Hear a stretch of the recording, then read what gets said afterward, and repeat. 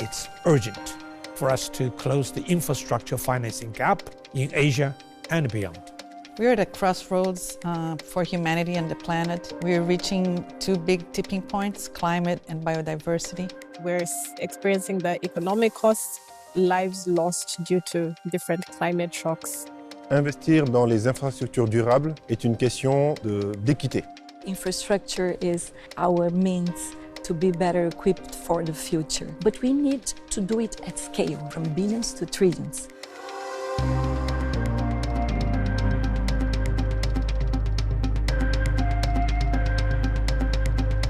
Infrastructure is at the basis of everything. It's at the basis of livelihoods. Without transport, you cannot have a job. Without a job, you don't have a sustainable livelihood. So it's the basic structure of society. If we improve people's livelihood, they can also protect the planet. If the planet is healthy, that would create more opportunities for the people. If you think of the cost of inaction, it has been growing and growing. I think insurers are those that really try to get the numbers right. And so many things are uninsurable at this point. If we don't do anything, by the end of the 21st century, our GDP may lose up to 30%. We are lacking money everywhere, and there are more and more needs. After the financial crisis, many countries have had challenges to put their budgets balanced. But if you don't act now, it will cost more in the future. Quand vous regardez des continents comme l'Afrique, qui au fond polluent pas beaucoup, mais subit la catastrophe climatique et les conséquences du changement climatique autant que les autres. Donc clairement, ces conséquences-là, il faut pouvoir aussi créer une forme d'équité.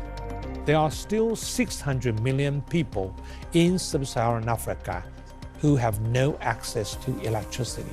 If you do not have renewable energy, improve the transportation, all these people will be left behind. In Rwanda, we've prioritized investing in infrastructure. We see infrastructure as basic right for our citizens, but we also see the transformative potential it has for our economy. We've managed to see the results of those investments translate into strong economic growth in the last 30 years. We have the investment case. It is a very compelling case if actually we invest where we should in terms of the clean and green transition. We already know, the scenarios show that the returns will be higher, but it means also the quality of life of people, including health, education, people's incomes, including leaving more people out of poverty.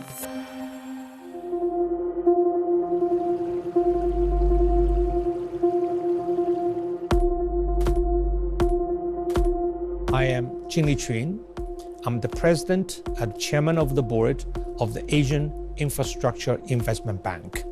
AIIB is a newly created development bank. The mandate is to promote broad-based economic and social progress through investment in infrastructure. This means the infrastructure projects are designed, constructed, implemented, and managed in a way which can improve the environment, reduce emissions, and keep the economy more sustainable. It's infrastructure for tomorrow. We are learning that a lot of investments have been made in the energy transition by this bank, and this is something to be celebrated. In meetings like this, we meet people from around the globe that are being very creative and innovative to address the challenges. And basically, infrastructure is one big challenge that we still face in the developing world and emerging economies. Meetings of this kind actually brings in great minds together, and we share common objectives. But we come from different backgrounds and different expertise. So it offers a good forum to bring in different type of thoughts and thinking and encourage actions. Multilateral banks such as the Asian Infrastructure Investment Bank are very important in closing the infrastructure gap. They're able to leverage their strong AAA-rated balance sheets to crowd in private capital, as well as support the public sector in project preparation to make sure that our projects are more bankable. Multilateral development banks are a central actor for this mobilization for resilient infrastructure and also for climate finance at large, because they finance long-term solutions. And they also are very important mobilizers and catalyzers. They can bring more actors. So we need to make the best use of their resources. Multilateral development banks pull together international efforts to bring in the know-how and international capital into projects where it is needed.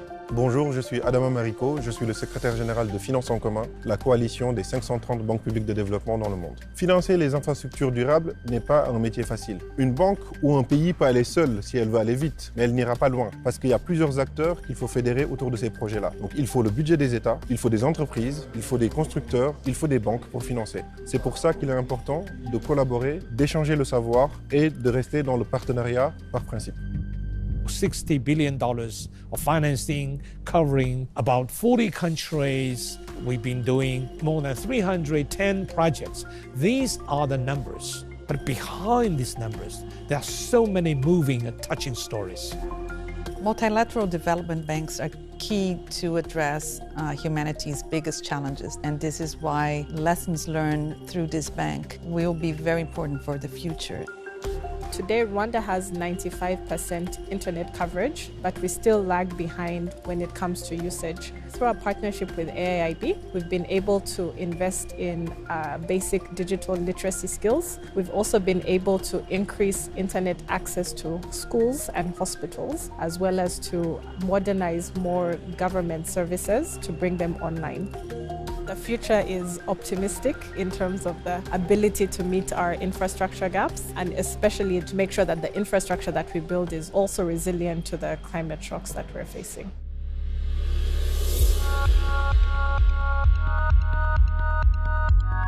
Mon message principal, c'est qu'il faut continuer à investir et il faut arrêter de penser que c'est le sujet des autres. Quand il y a un problème dans une partie du monde, et ça la pandémie nous l'a montré, c'est notre problème à tous. Donc arrêtons d'être égoïstes et finançons en commun. I'm a little bit worried about the increasing selfishness of countries and the increasing protectionism. And I don't like that at all, because all the challenges we face, they are not national ones, they are global ones, which we have to tackle together. Human beings are very resourceful, and we just have to put our minds together, our hearts together, and work as a collective. Individualism is not what will save us. It's all about working as partners and collaboratively. So I don't think you can do anything single-handedly. I believe in teamwork. I believe in multilateralism. I believe in cooperation, because only in so doing could we make achievements.